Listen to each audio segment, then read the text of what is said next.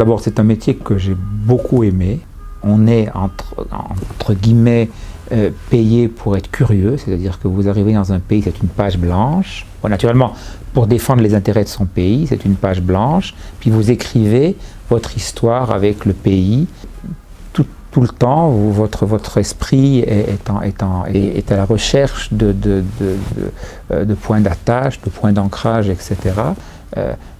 C'est un travail qui demande de la curiosité, mais qui demande aussi, et ce qui est très beau, de la créativité.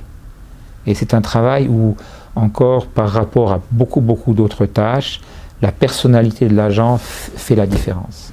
Quand vous êtes diplomate, vous avez une technique diplomatique, vous avez des pratiques diplomatiques que vous devez connaître, mais peut-être les 3/4 de ce qui fait la différence entre vous et quelqu'un d'autre, c'est votre personnalité, c'est ce que vous donnez, c'est la manière dont vous, on dit en anglais, how you engage with the country of residence, etc.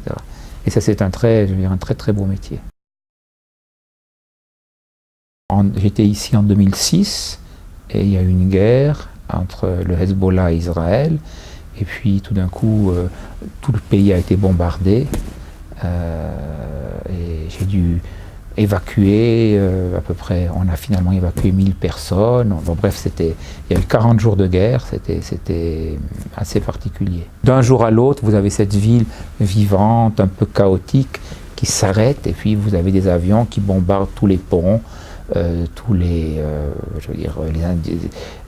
équipements électriques, et vous avez des Suisses qui sont coincés et qui n'osent pas sortir parce que les Israéliens avaient bombardé avec ce qu'on appelle des Streubombes, des bombes à fragmentation. On ne pouvait même pas sortir de chez soi parce que c'était comme des petites balles de ping-pong rattachées à des arbres, sous des feuilles, etc. Puis la Suisse est un pays, en général, dans le monde, moi dans tous les pays où j'ai travaillé, très bien considéré. Bon, des fois c'est plus difficile, des fois c'est plus facile, vraiment, mais en général, la Suisse est vraiment perçue comme un pays de paix, un pays porteur de paix. Ça, c'est quelque chose de très important.